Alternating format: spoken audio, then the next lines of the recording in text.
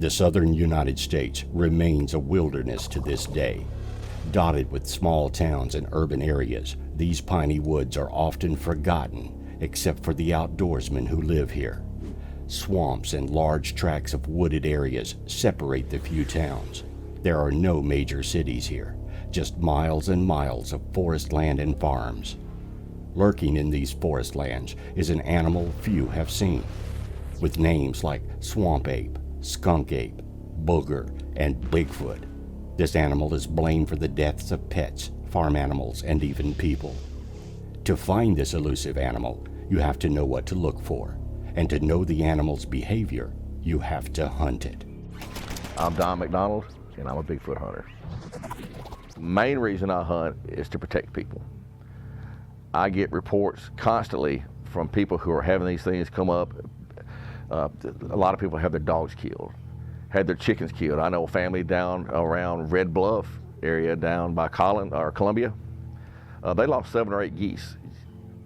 A coyote is not going to mess with a goose. If there's 6 or 8 of them in a pile, a coyote is not going to mess with them.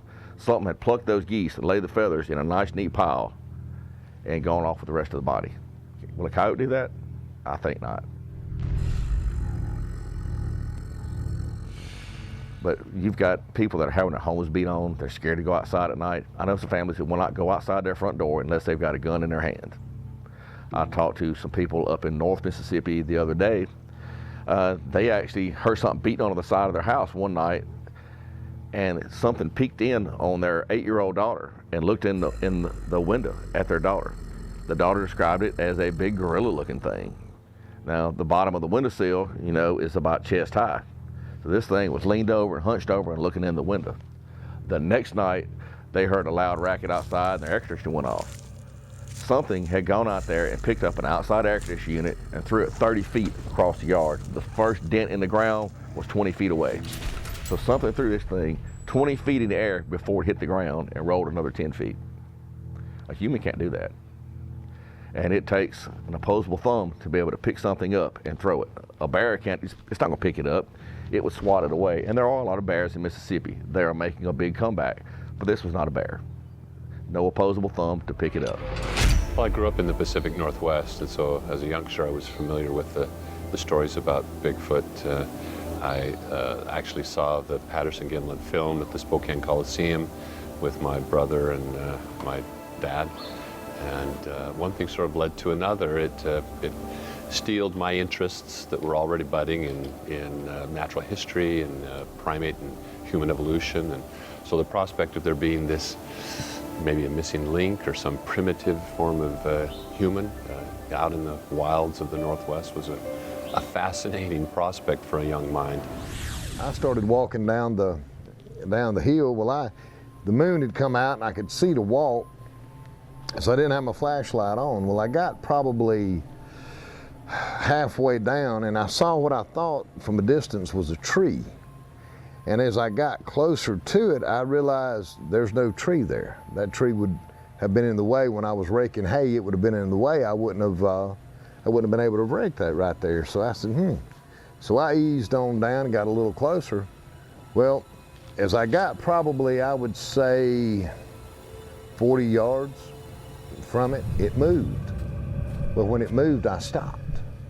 And I had my flashlight in my hand, so I turned my light on and I shined up. And when I shined up, this creature turned away from me and stepped down into the creek behind the trees. I have a extremely large hand. My hand would have looked like a child's hand inside the hand that I saw hanging down beside this creature. Well, I'm not, I turned and I ran. I'm not gonna lie. All I had with me was a little .22 Magnum pistol is all I had on me, because that's what I use for coyotes. So I turned and I ran. And I got back to the top of the hill and I told my cousin, I said, hand me your AR. I said, man, I don't know what this is. I said, but it's big. I said, it's taller than I am. It's bigger than I am. I said, it's huge. We went into the area where the witness had seen the creature, me and T. Lancaster. We wasn't in the woods long before my 2 youngest sons started radioing us on our next telephones, telling us that they had seen a creature. They stood there and watched it for about 5 minutes. The older of the two, which is the braver of the braver of the two, decided he was going to move in closer. He said when he made motion towards the creature, he said the creature in turn did the same and moved closer to him, to the point where they were about 80 feet from each other. They stood there and looked at it for about 3 to 5 minutes. The creature took off down a hill after, I guess, it got uncomfortable. And it was right about the same time period that I had seen something out of my right side peripheral vision. And then I became overcome by something that I haven't ever been able to explain.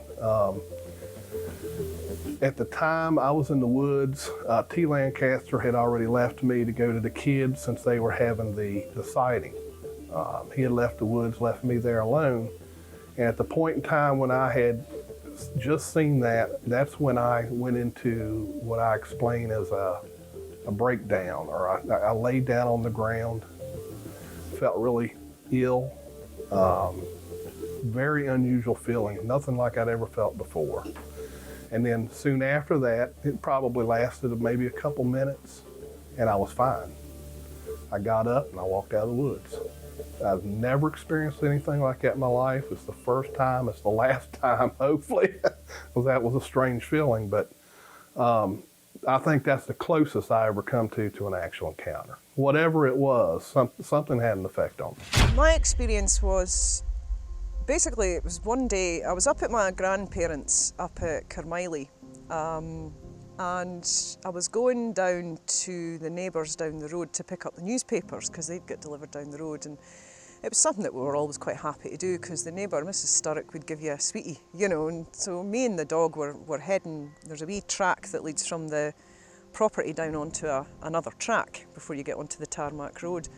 There's a curve in this track, and I'm just walking down onto the wee farm track, and the dog I was with, she just stopped dead, and she started whining and snarling, and I looked at her and I remember seeing the hair on her back was just up, you know, her hackles were up, she was kind of baring her teeth, her eyes were bulging, it was like she couldn't decide how to react to something. And you know, I was a kid, so I was kind of just walked past her, or probably ran past her, you know, and then kind of ended up just onto the farm track. And I look up and there's just this big black figure standing along the track, and it had its back to me, and it was bending down a branch of this ash tree that was in the side of the road, and it was just looking at the leaves on the end of this ash tree. I hadn't broken it off or anything, it was just looking at it. And it was pretty tall, but it was really broad, absolutely pure black. I didn't know what it was, I just stood in shock and stared at it for probably a couple of seconds. It didn't seem to know I was there until I screamed. And then the arm comes down and it slowly starts to turn to its right. And I was off, didn't see its face, just off back to the house, belting on the kitchen door, absolutely floods of tears, screaming, there's a monster, I've seen a monster. And they were like, oh no, it must be a neighbour. I'm thinking, well, you know, it wasn't a bloody neighbour, you know, it was, to me it was a monster. And the way the dog was, you know, she was freaking out, absolutely freaking out. And to the dog's credit, she stayed put till I started running, and then we're both up that track, you know.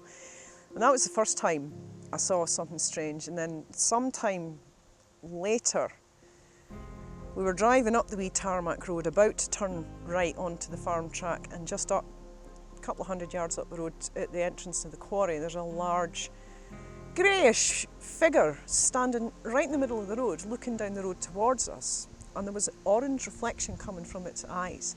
Now at the time, I thought, oh, that just must be a person.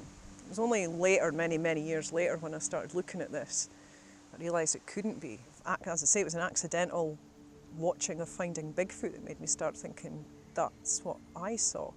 The 30 years passed with me thinking, I don't know what that is. It was kind of in the back of my mind. It kind of recedes more in the back of your mind as life kind of takes over, you know. And it was just an accidental viewing of that programme, and I started to think, these details are very, very like what I've seen. but that's not possible. Bigfoot's an American thing. It's not, I've never heard of that in Britain. And then I started to look into, well, all the American stuff to see if the details did match, if the descriptions matched, if all these other circumstances, you know, it's like it was just so similar that I thought, okay. So I started looking at the British stuff to see if there was any British stuff, and that's when I started coming across, I think the first thing I came across was there was a couple of sightings reported up at Torfins in Aberdeenshire back in the mid-90s, and there was a cryptozoologist who was quite prolific at the time called Mark Fraser, and he documented these sightings, and these guys had been out in the woods around Torfins and they'd seen a large dark figure with kind of reddish glowing eyes, as they described it. And I think the first time they saw it, one of the guys threw a stone at it and it disappeared into the woods, and then they saw it a wee while later. There was 3 of them, and it actually chased them when they were in the car, and they described it. Now that made me think, God, that's not that far from where I saw something, and I just started researching it more. And then I found, yeah, there's a lot more stuff that sounds like what I've described, and then I found out, God, it's all over Britain, and then that's when I started speaking to, you know, Debbie and stuff like that, and found out I'm not the only person that's had this, and their experiences are so similar to mine. We were going up the hill, and the dog heard something and alerted and bolted up ahead of us. When we got to the top of the hill, we heard the dog whelp real loud and then come bolting back between us with his tail tucked between his legs. Now, us being, you know, Boy Scouts and teenagers, we had to go find out what was going on. We got to the top of the hill, and there was this dead 120 to 150 pound hog laying there, and it was still quivering. It was so freshly dead. Its back legs were snapped, they were broken. And we looked up in the tree, and what we thought was a limb about 6 feet off the ground, it was actually a rib bone from that hog. Something had grabbed that hog by the back legs, slammed it into the tree so deadgum hard that it broke a rib and stuck it into the side of that pine tree. And when the dog come up, I guess it ran it off, and we saw some ruffled up leaves, so we followed them down to the bottom. And when we got to the bottom of the creek down there, that's where we found the 16-inch track at the bottom of the hill. It was a 5-toed track, so obviously that means there's a healthy breeding population. When you start getting into loss of digits, that's where you start getting some inbreeding, which is going to happen every time that situation comes about. But that was a real good encounter there. I didn't actually get to see one, but finding that hog, no animal, no human can pick up a 100-something pound hog and slam it 6 feet off the ground into a tree that hard. Just can't happen. Why me? Why did I see him? Why me that day and not 10 minutes more and I might have gone, or an hour and a half before and I wouldn't have been there? So why did that happen that day? And the most sensible, logical answer is it just happened by happenstance. It just happened. I just happened to be there. But that just happened has took 34 years for me, and I'm still 34 years on, want to go and camp there at night and see if I can see him again. That's the logical side of my brain. But Debbie, the witness, there's no way I ever want to see that again. Never. I don't ever want to see that again. Never. I don't want my girls to see it. I don't want you to see it. I don't want anyone to ever feel that frightened that they feel like they need to lock the door and never come out again. Because that's how I felt. I'm choking up now because I'm back there. I wanted to get away as quickly as I could to my mum. I wanted my mum. I thought, he's going to get me, he's going to kill me, he's going to grab me, he's going to take me. All of that in an eighth of a second going through your brain, with your logical brain going, get up and run, girl, get up and run. I grabbed my friend and threw her to the floor. I kicked her to the floor so he'd get her. You get her and don't get me. But that fear is still there in me to this day, and I can't make that go away. I can soften it, and I can look at it logically, and I can say, Debbie, these other people feel like this. There's other people out there who feel like you.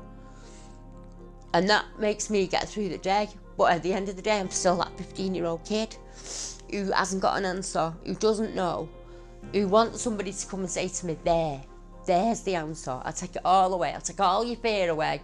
You never have to do another radio show. You never have to write another article. I'll take it away and I won't do it. I'd still have that fear. because of the witnesses, because there's other witnesses out there who feel like that.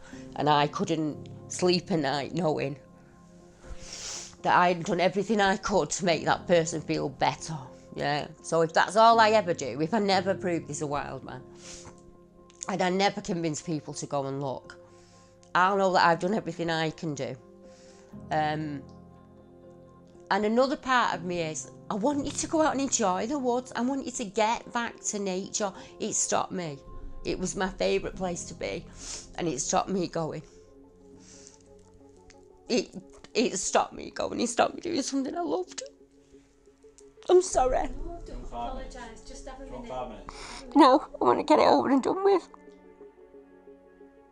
It's just because I'm back there. That's what it does to me. This is the real me. This is the 15-year-old that saw him. Not the educated 50-year-old who, you know, can write it down on paper and logicalise it all and put it in a little box and make it nice and safe for myself. This is how I feel when I'm in the wood. The minute it goes dark, the minute it gets dusk, I'm gone. I can't do it. I think he's behind every tree. I think he's going to pop up in front of me. Why would he do it? He wouldn't do that. It's ridiculous. But that's the only way I can prove that I saw something that scared me this much. Because I don't scare easy. And to carry it on all this time, I can think about my wedding, my children's births, all of that. Just make me feel like this, you know. But to just think of that split second, that little 10 seconds that changed my life, this is what happened. The very first time I encountered the animal, I was a pre-med student at Rollins College, Winter Park, Florida, and pulled my grocery bag out and was going to head back to the apartment. When I stood up, I saw this thing standing behind a lamppost right off the parking lot in the shadows. And at first I thought it was a person, but it wasn't. It was much taller, not a whole lot taller, but it was taller than an average person. And I could tell that it was hairy, even though it was very, very shadowy. I could see the white of the eyes, but that's about all I could see. I knew it was some sort of a creature. And, I'd froze because I was pretty scared at the moment. And as I sat there or stood there looking at it, it eventually took interest in the trash dumpster, which was off to its left, my right, and kept looking back and forth, not really quickly, but I eventually realized it was more interested in probably feeding out of the dumpster than it was in me.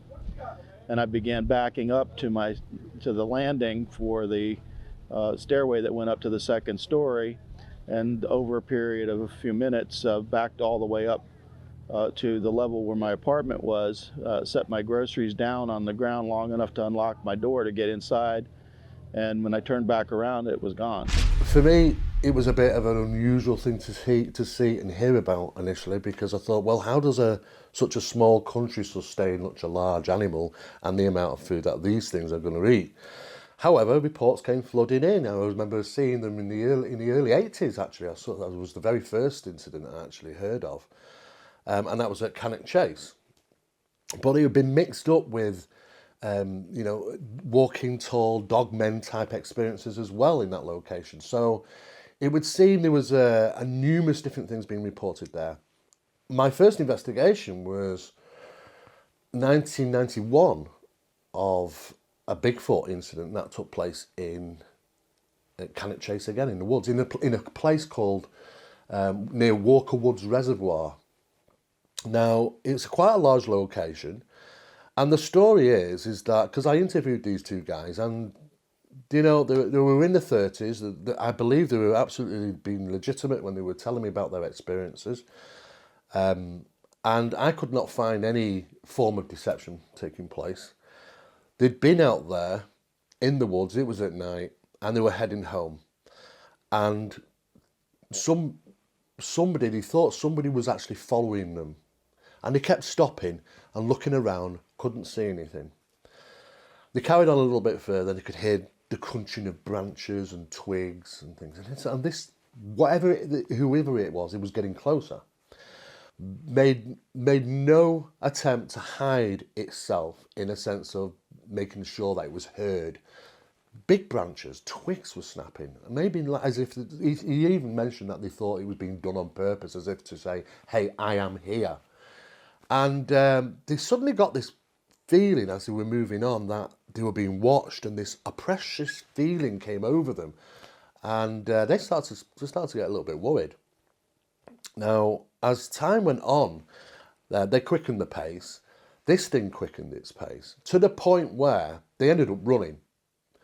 I guess panic, fight or flight steps in, this panic, one runs, the other one's running. So they got these two guys, it's around about 11:15 at night, running through these woods crazily, trying to get away from something they cannot see, but are hearing. Now at some point, when they stopped, because they purposely stopped sometime, and then just to listen, are we being pursued? And it was dead quiet, and they thought, okay, it's not with us anymore, whatever it was, it's not there. And they didn't really know what was going on. But at that moment, just seconds later, there was this almighty thump, as if something had just landed right next to them. And they could hear this breathing, they could hear the movement of this thing. It was only about 8 foot away, 8 or 9 foot away, amongst this bush. The bush was moving, and yet they couldn't see anything. They could see nothing. But they described from the sound that this thing was bigger than the average human. Its weight, its posture, the sound of it in the environment, they just knew that this thing was something really, really weird. And they absolutely freaked out. And they actually separated in panic. One of them lost each other, so they ended up running off in different directions. And of course, when I'm interviewing, and one of these guys says, I've been going up there towards the reservoir for years. He said, I'm never going up there again, ever. Well, the question of what Bigfoot is it remains a perplexing one. I mean, my null hypothesis, my working hypothesis, based on the evidence that I have encountered, by far the majority of the evidence I've encountered, suggests that it's a great ape. And by that I mean it's more closely allied with the other existing great apes, part of an extensive radiation of which chimps, orangs, and gorillas are just the fleeting remnants of these relic populations in tropical refugia that are on the verge of extinction. Much earlier in geologic time, the ape radiation was much more diverse, much broader, and included the temperate zones of Europe and Southern Asia, and had contained a great diversity in body size and in diet and locomotor habits, and included a primate that was gigantic, Gigantopithecus. It achieved dimensions that makes it the right size in the right place at the right time to be a likely ancestor of the Sasquatch. Well, there are many who argue that these creatures are much more intelligent and much more human than that. And there are some bits of evidence. The possibility of hybridization exists, but the only accounts for which I've had any taken seriously at all describe a hybrid offspring that was unhealthy, was sickly, and died very young, suggesting that there were chromosomal aberrations and anomalies that prevented a viable offspring to be produced. That suggests some distance. I mean, it's fairly close, but some distance. At least there was the potential of creating a fertilized egg and an infant that grew to some degree of maturation. Probably the most, exciting Bigfoot encounter occurred in October of 2008 at Salt Fork State Park in southeastern Ohio. Myself and another investigator were out just looking for other researchers that night. Weren't intending to do field research, weren't intending to collect any evidence or have any experiences, just looking for the other researchers. And we came to a picnic area. There had been sightings at this picnic area.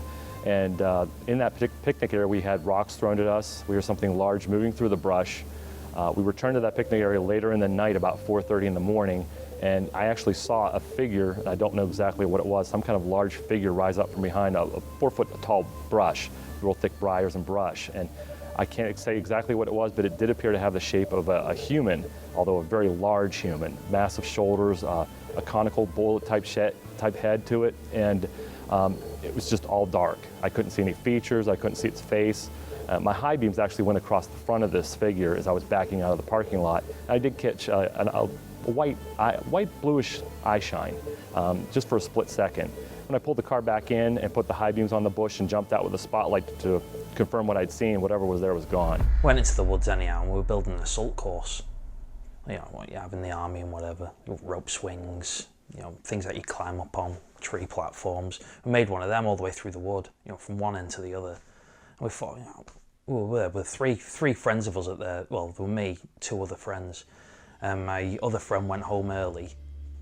He just disappeared. So me and Mark Ormby, we just thought, oh, we'll give it a run through. So we ran from one end to the other, just going through the assault course, seeing if it worked well. And we got to the far end, and it's like a fallen down tree that was there. I remember the fallen down tree part, and we were stood there for a while. And we weren't far from the actual walkway itself. It wasn't far. I said 15, 20 foot away. I think I saw it first, actually. Yes, I saw it first because I said, look, there's somebody coming. I said I thought they were walking the dog. And it stopped. I remember it stopping, like it could hear us or something, messing around, mucking around and stuff. And it turned. It stopped, it turned, but as I saw the widthness of it, how wide it was as it turned, I'm thinking it's not a person. So I didn't know where to put myself, really. And it just made the sound it made was just, I don't know, it was like a screechy, groany sound that it made. No, I can't even do it. I can't even do the impression of it. I wouldn't even try. And it just, but you could make out the detail of it. You see the muscle on it. I remember seeing the muscles on its arm, this side. Not much this side, but this side you could see its arm. And as it turned, you could see the bulkiness of it.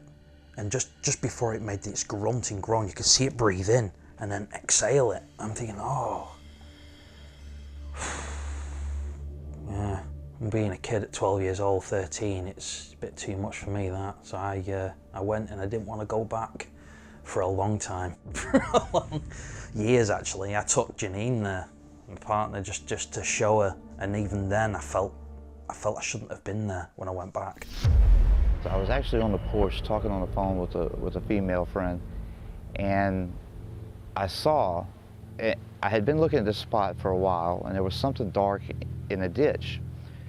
And suddenly I saw this thing rise up, walk up out the ditch, just one step up out the ditch. It was a pretty deep ditch.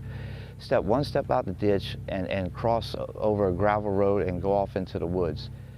And instantly on the phone, I'm like, I gotta let you go, I gotta let you go. I swear I just saw a Bigfoot.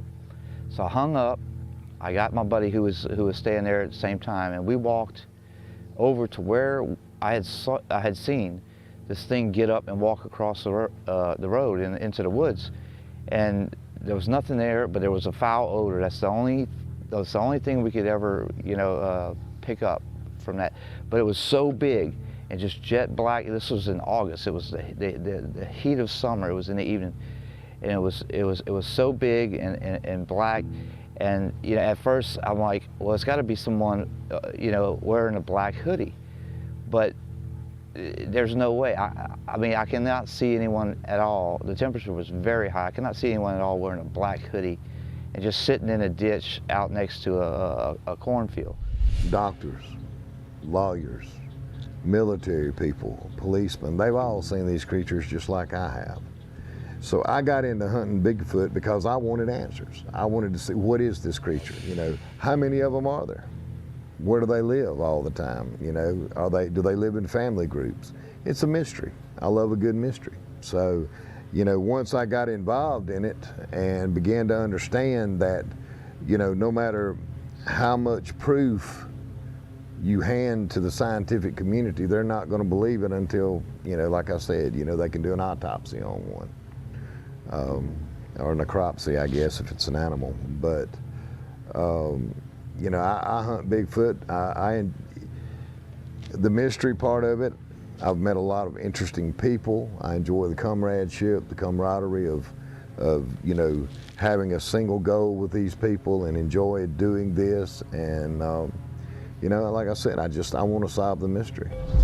Where would they get the food from? They'd what? They'd hunt together, they'd forage like we did before farming was invented. If you're talking about food, it's not a problem at all. There's plenty of animals, creatures. There's deer, wild boar, rabbits, squirrels. Well, I would forage. I'd hedgerow. I'd fish. I'd use the streams. Birds, eggs. There's a multitude of food out there that we can eat. When you got the rivers, the streams, you got trout, salmon, crayfish. It's endless. That's only the animals that I know. The food we eat now, we're not supposed to eat. We're not supposed to eat all this processed food. We're really not.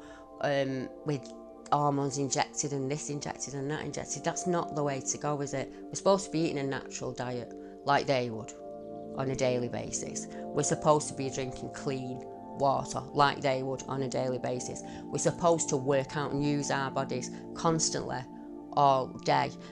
As a person, I know that you can adapt to anything.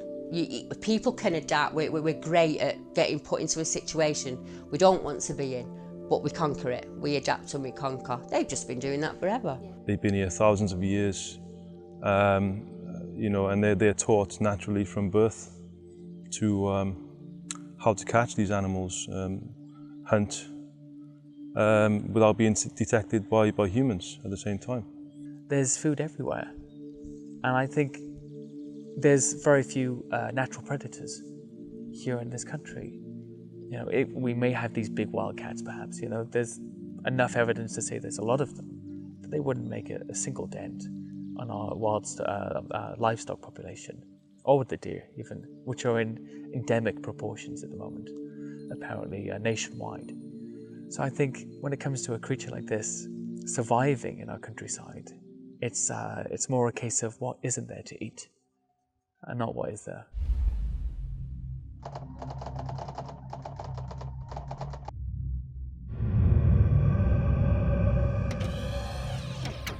Southern Sasquatch hunters are acutely aware of all indigenous animals in the woods they hunt.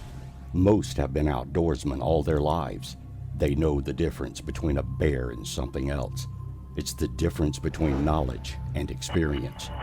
However, when a Southerner encounters something that should not be in their woods, the need to explain it is great. So far, hunters can only speculate what the Southern Sasquatch is. Their opinions vary as much as the description of the animal itself. I'm fairly certain that what we're looking at is a undiscovered type of primate, which would put it in the great ape category. I'm not 100% certain that it would be a great ape other than a human type species, simply because the track evidence that I've seen for both the classic Sasquatch and the swamp ape shows parallel toes. And the only parallel toes in any great ape is that of a human. So Dr. Meldrum may be correct in his presumption that they're some sort of relic hominin. I'm not sure who's right. That's going to take a whole lot more research. Well, the question of what Bigfoot is it remains a perplexing one. I mean, my null hypothesis, my working hypothesis, based on the evidence that I have encountered, by far the majority of the evidence I've encountered, suggests that it's a great ape. And by that I mean it's more closely allied with the other existing great apes, part of an extensive radiation of which chimps, orangs, and gorillas are just the fleeting remnants of these relic populations in tropical refugia that are on the verge of extinction. Much earlier in geologic time, the primate, the ape radiation was much more diverse, much broader, and included the temperate zones of Europe and Southern Asia, and had contained a great diversity in body size and in diet and locomotor habits, and included a primate that was gigantic, Gigantopithecus. It achieved dimensions that makes it the right size in the right place at the right time to be a likely ancestor of the Sasquatch. What is Bigfoot? You really won't know until one is put down and put on a slab for testing. What we believe it is, and based on 3 different DNA samples that I know have been tested, came back classified as unknown primate. In 1994, the GCBRO shot one at a hunt at Monster Central over in northwest Louisiana. They had the blood tested from 2 or 3 different labs, and all 3 different labs came back unknown primate. They didn't have a body to compare it to. Now, since then, I have learned of a sample in Texas and another sample in Oklahoma. hundreds of miles away, where one was actually shot. The blood turned in for testing, and it came back unknown primate. They had nothing to compare it to. So right now, it's classified as an unknown primate. It's not human in any shape, form, or fashion. It's a primate.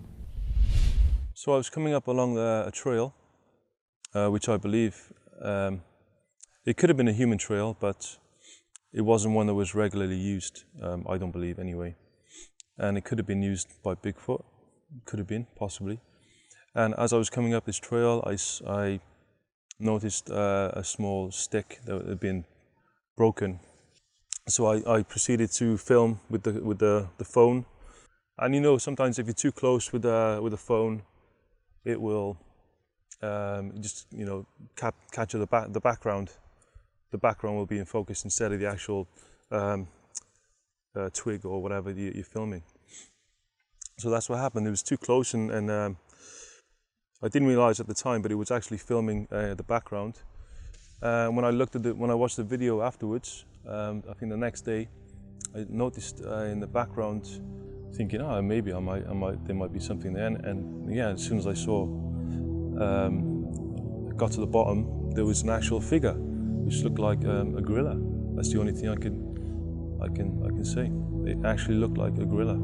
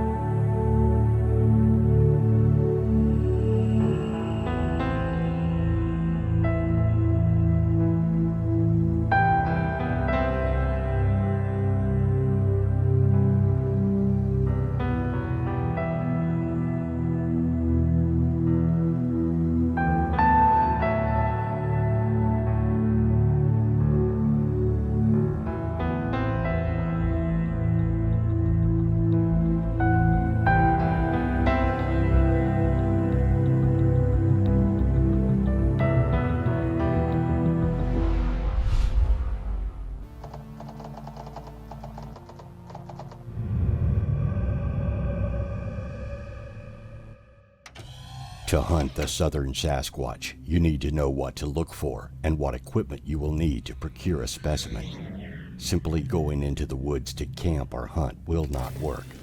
The southern Sasquatch is elusive and clever. The odds are you've been near one and never even knew it. The beast is always there, watching you. As far as Bigfoot evidence you find out in the woods, there are 2 or 3 different kinds you're going to find. You're going to find possible tracks, which if you find a track, there's 2 reasons for that track. It made a mistake or it left it on purpose. We know from years of experience what to look for. If you see something that's got an arch in it, in the bottom of your foot, that's a human track.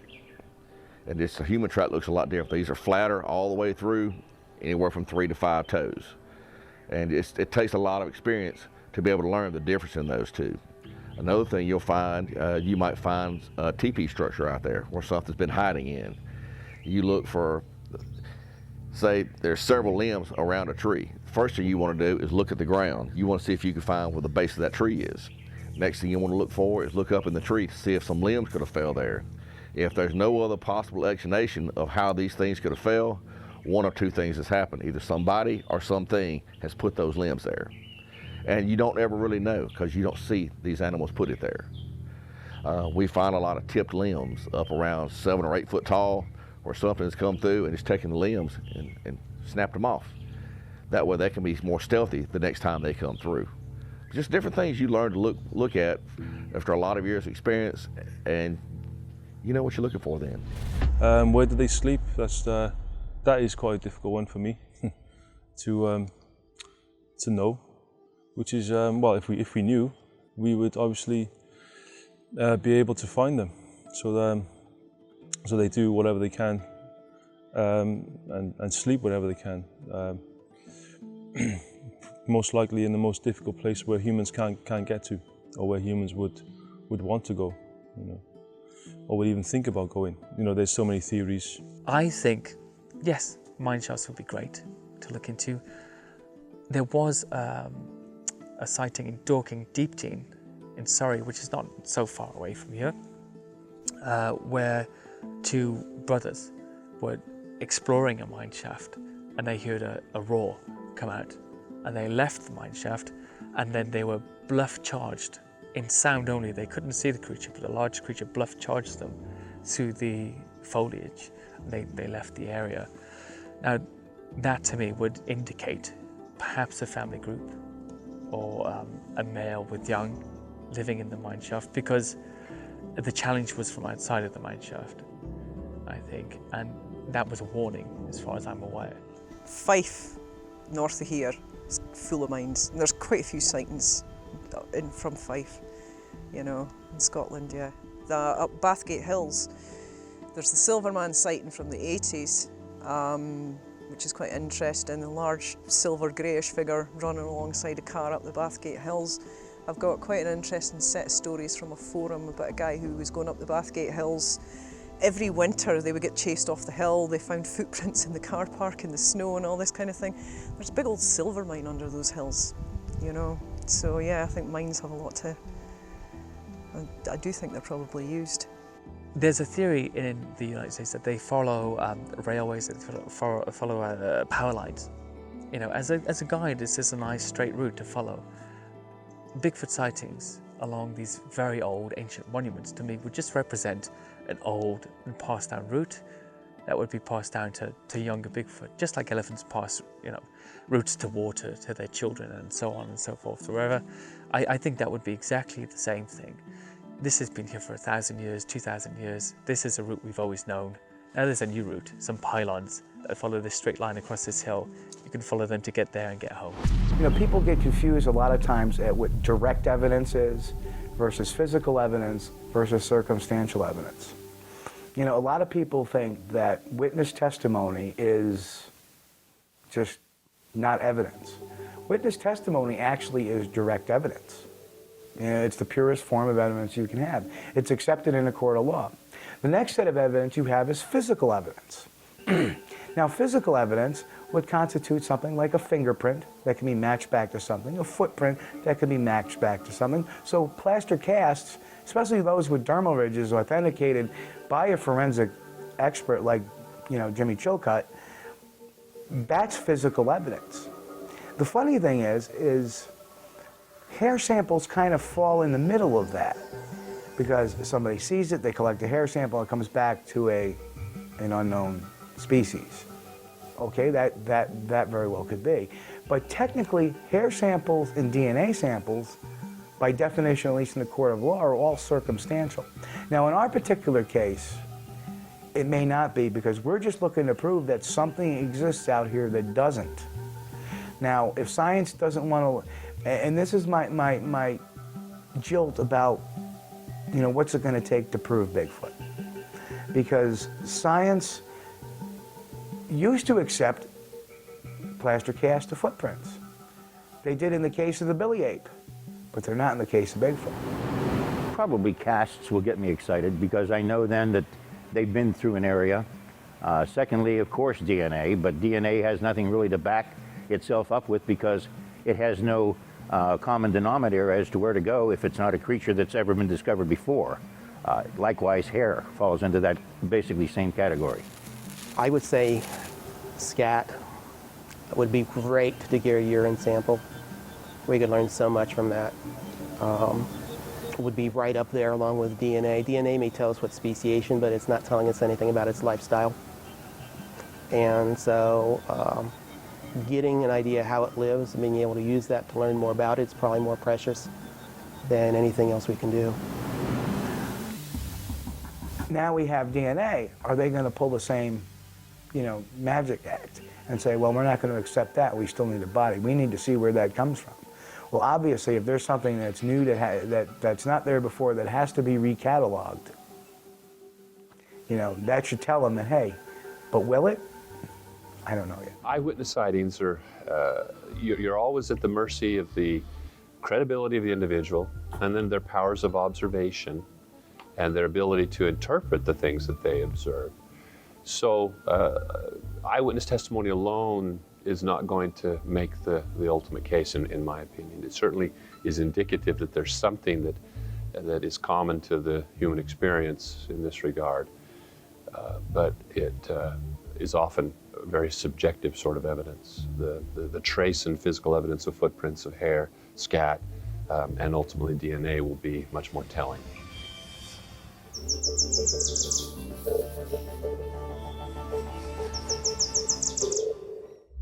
Personally, I believe that I subscribe more to the theory that, in Asia, back several thousand years ago, there was a large ape that was called Gigantopithecus blacki. And, assuming that a land bridge did exist between Asia and the North American continent at that time, and that's pretty much been proven, I think we're looking at the adaptation, of a hominid that came, maybe, that was either a branch off of Gigantopithecus blacki. It's a creature. It's a great ape, is what it is. I mean, for lack of a better word, it's an animal that has adapted. It's learned to walk upright. It's learned to defend itself that way. A lot of animals adapt to various different things, but I mean, to get right down to it, I think that it is, it is a branch off of the great ape family tree. Science is going to do what science is going to do. They're going to examine the bodies and think they know everything from taking that body, dissecting it, and looking, and they're going to look at what they've done with other animals. They're going to look at the eyes, and it kind of matches, a gorilla. They're going to look at how a gorilla acts. They're going to think that they know everything already, where they really should come to people like me, the GCBRO, and there's several other groups out there that have had a lot of experience with these things as far as the behavior. The behavior is the one thing they cannot come up with by any kind of dissection or looking at these creatures. There's no way they can do it. What you have to have in order to be able to really put this together is photographic evidence supported by physical evidence, supported by DNA that says this is something other than a genome we know about, but it's related to or close to this genome, meaning human or some other ape. And then you have to have absolutely irrefutable chain of custody on the evidence, in addition to having all of the sightings attested by people who are accepted as being beyond reproach. You could have a body, that's fine, that works. In a simple world, that's true, but I'm not for killing anything, much less an animal that's apparently as rare as this one is. My first encounter actually was in Texas, and I was using a thermal seeker, and it hit something within these reeds. And what happened is I pulled out some night vision, and whatever it was standing there in the reeds, which were 6 feet tall, and it was watching another researcher, kind of cutting brush. And it ducked right back down, and then it came back up. But it was always keeping its eye on that researcher. And that researcher, when he turned into it, it just kind of turned and boom, whoosh, and you heard this big whooshing noise, and it disappeared. And there was a big swath of the reeds that had been just plowed down, and that was really my first encounter. Researchers who have not had a personal encounter are nevertheless drawn to the study by intriguing physical evidence and eyewitness testimony. In all the years I've been doing this, and it'll be 52 years next week, I've interviewed thousands of people. Again, I've seen much evidence. I have never personally seen a UFO or a Bigfoot, even though I believe in some cases during the 70s, I was probably pretty close to the creature, but never saw anything. What I find to be most interesting is when I know that there is a witness who is truthful and honest, there's usually some little nuance, some little twist to the story that they're telling at the moment that didn't occur in the previous one and probably won't occur down the road. Or if it did, there's still a little variance to it. So that gets me going. The fact that, oh, this one said that the creature reached up and pulled its right earlobe, or something to that effect. Something that was intriguing enough for them to remember and relay that little bit of data to me. Makes it believable. Oh, I think there's way more than just one species that we're looking at. They may be a related genera, but they're not necessarily the same species. They're reported all over the world, some of them no bigger than a chimpanzee, even smaller, like the orang pendek. There are others that are reported that have certain interesting issues that would make them the swamp ape that I believe and have dealt with. And then I think the Sasquatch, which probably is a whole lot taller than the other two, which is properly adapted to mountainous and forested areas, that it does that. And again, the track evidence supports it. I have tracks from the swamp ape that I'm sure are swamp ape tracks, and the shape of the foot and the way that the foot anatomy works, underlying everything is pretty much identical to that of humans, but there's different adaptations in those tracks. In the case of the swamp ape, it's much more adapted to swimming and being in water and being in soft ground like a swamp, whereas the mountainous type of, and I should also mention that it appears from the tracks I have that the toes are webbed in the swamp ape tracks. Whereas with the classic Bigfoot, the toes splay, the foot is more of a trapezoidal shape, but the underlying anatomy is still very similar to that of a human. If Bigfoot, or when it's discovered, it's going to be probably the biggest scientific discovery ever. It's going to change the way everybody looks at things. Some of it good, some of it not good. There's way too many tree huggers out right now. They're going to want to take and all your tree cutting in areas where these things have been found. There would be no more pine tree cutting. Tree prices, pine or oak, whatever, are going to skyrocket through the roof because there's going to be very few places that timber companies can come in and cut the trees. Scientific-wise, it's going to be real good. It's going to change everybody's point of view, and all these people, including myself, who have been just given heck all these years, and I told you so. And that's going to be a wonderful feeling. One of the first things that I get asked is how, in Britain today, in an urbanised society, a Bigfoot, woodwoose, wild man, whatever you wanted to call him, be him human or ape, could hide. Quite easily, in all honesty. We haven't looked at any of our cave systems. We've probably discovered 5 to 10% of them.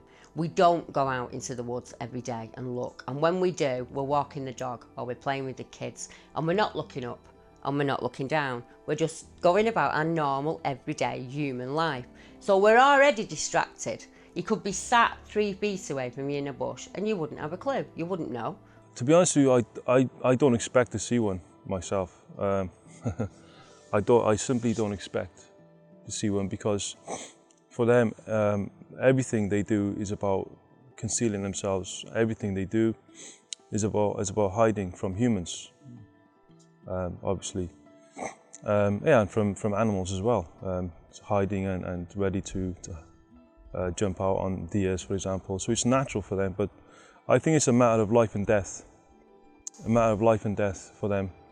I don't think it's a stretch in the imagination to think that they're doing things like creating ditches in the deeper woods, sticking logs and branches over them and hiding in there, you know, but unless you're brave enough to really go raking, you know, how hard can it be though to hide in, say, a load of brambles or a bunch of gorse bushes? It could be that simple. The most asked question would probably be, where are the skeletons? Where are the bodies? And it's a very valid question. Also, is Britain large enough to support such a species? And the last question I have is this creature flesh and blood, or something more supernatural?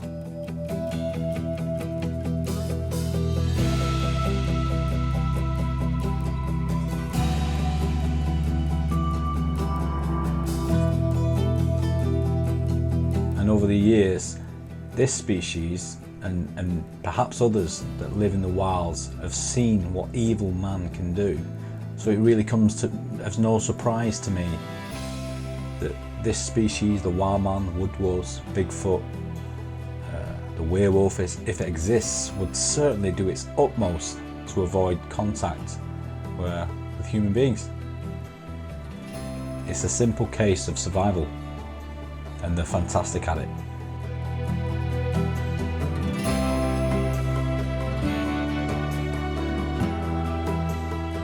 So quickly, Deb, obviously, what's this last 2 years? I mean, obviously we're out in Scotland doing a night investigation.